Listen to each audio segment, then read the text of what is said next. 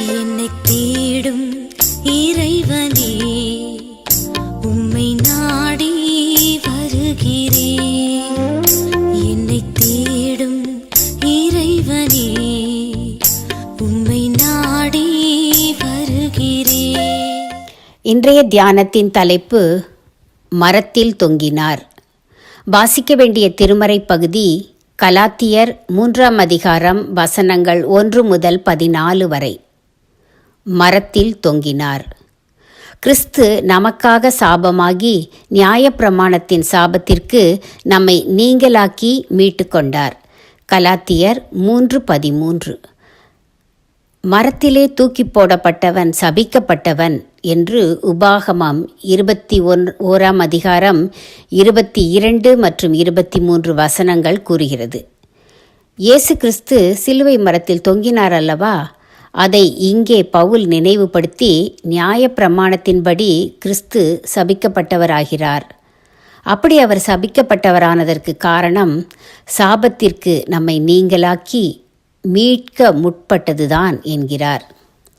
நியாயப்பிரமாணத்தின்படி பார்க்கையில் மனிதர் யாவரும் அப்பிரமாணங்களை மீறி நியாயப்பிரமாணம் விதிக்கும் தண்டனைக்கும் சாபத்துக்கும் ஆளாகிறோம். நம் மேல் விழுந்த அந்த சாபத்தை தம் மீது கிறிஸ்து ஏற்றுக்கொள்ளுகிறார். எந்த ஒரு மனிதனும் முழுமையாக நியாயப்பிரமாணங்களின்படி வாழ முடியாதவனே. அதனால் நாம் யாவரும் சாபத்துக்கு உட்பட்டவர்கள் என்று நியாயப்பிரமாணம் கூறுகிறது.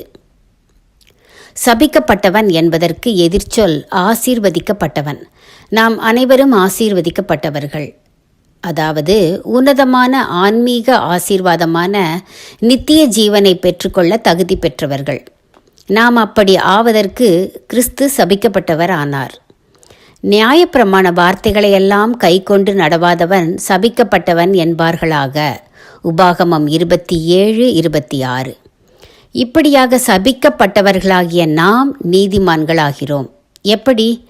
கிறிஸ்து எனக்காக சாபமானார் என்பதை விசுவாசிப்பதன் மூலம். விசுவாசத்தினாலே நீதிமான் பிழைப்பான் என்ற வசனத்தின்படி ஆபகுக் 2:4 மற்றும் ரோமர் 1:17 நாம் நீதிமான்களாகி விட்டோம்.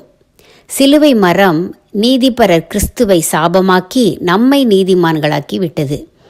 இதைவிட பெரிய கிறிஸ்தவ சத்தியம் எதுவும் இல்லை. சிலுவையை சிந்திக்கும் போதெல்லாம் இதையே நினைவு கூறுவோம். காசினிதனிலே நேசமதாக கஷ்டத்தை உத்தரித்தே பாவ கசடதை அறுத்து சாபத்தை தொலைத்தார் கண்டுணர் நீ மனமே. காசினிதனிலே நேசமதாக கஷ்டத்தை உத்தரித்தே பாவ கசடதை அறுத்து சாபத்தை தொலைத்தார் கண்டுணர் நீ மனமே. தீர்மானம்: என் பாவ சாபம் நீங்கி நான் பரிசுத்த பாக்கியம் பெற்றதால் சிலுவை நீதிக்காக துதிப்பேன், துதித்துக்கொண்டே இருப்பேன்.